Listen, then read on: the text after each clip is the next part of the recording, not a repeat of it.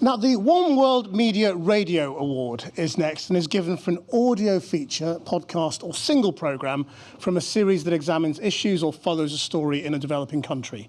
This year's nominees are... A Dirty Secret, BBC Radio 4. Abula Bosti is one of Dakar's many floating slums, sitting above a swamp with corrugated tin shacks accessible only via a series of rickety walkways.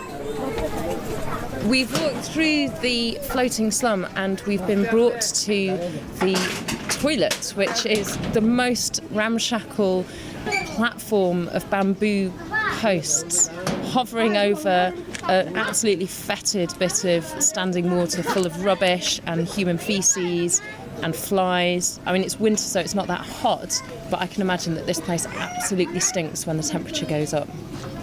Mr. Abel has lived here since day one. It looks precarious. It looks like I might fall in if I stand there. It's safe? No, it's not safe. Not safe. Do people fall in? Sometimes the children fall in. Flight Risk, RTE Radio 1. I don't blame myself for having nightmares. I mean, I am traveling with forged documents. Up high like this, I can look down on my problems. People will ask me, "What are you doing here?" And I'll say, "My brother, you don't understand." And I'll say, like the man who was on the radio, "You came here, you didn't come here for a holiday. I didn't come here for a holiday. You came here because you flee persecution." I came here because I'm fleeing persecution. Syria's Secret Library, BBC Radio 4. Many Free Syrian Army fighters borrow books from this library and they read their posts.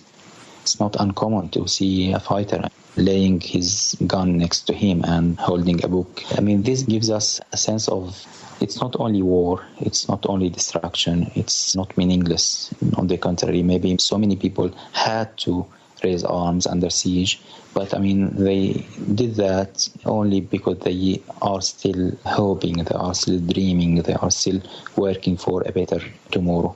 Now, the chair of the radio jury is director of White Pebble Media, and to announce the award, please welcome Laura Parfitt.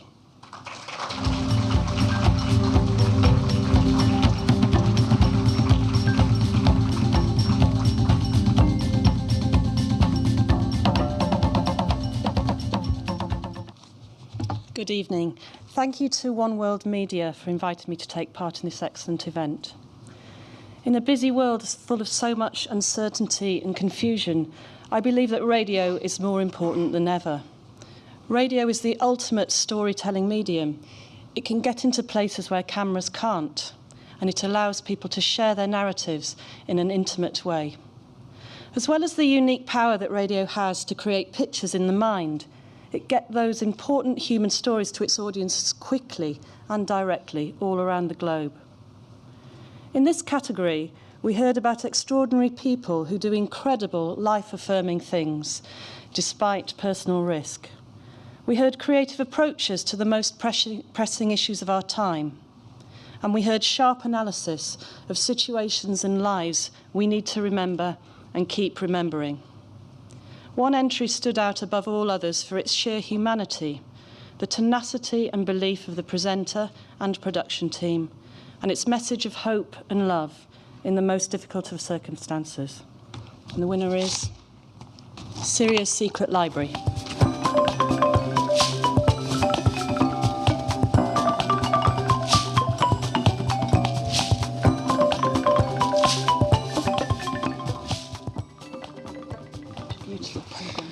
Well, thank you very much indeed. Can I start by, I know we don't have a list of names, but I'm afraid there's going to be a few. Bridget Harney, my editor, whose editorial judgment was fantastic throughout this. Michael Gallagher, the producer, too, who was fantastic throughout the production process. But of course also all the people who made this programme possible, who created a library out of books they collected from bombed buildings, often under sniper fire, often under shelling. And what they wanted to do, they wanted to learn, they wanted to find a way of building a new future when all the terrible carnage is over. And there's a few names I would like to read in that respect. Abdul Basit, Anas, Sarah, Ayam, little Amjad, 14 years old, who declared himself to be the chief librarian, Omar, and so many more. You showed that in war-torn Syria, the pen truly is mightier than the sword, and this is for you. Thank you.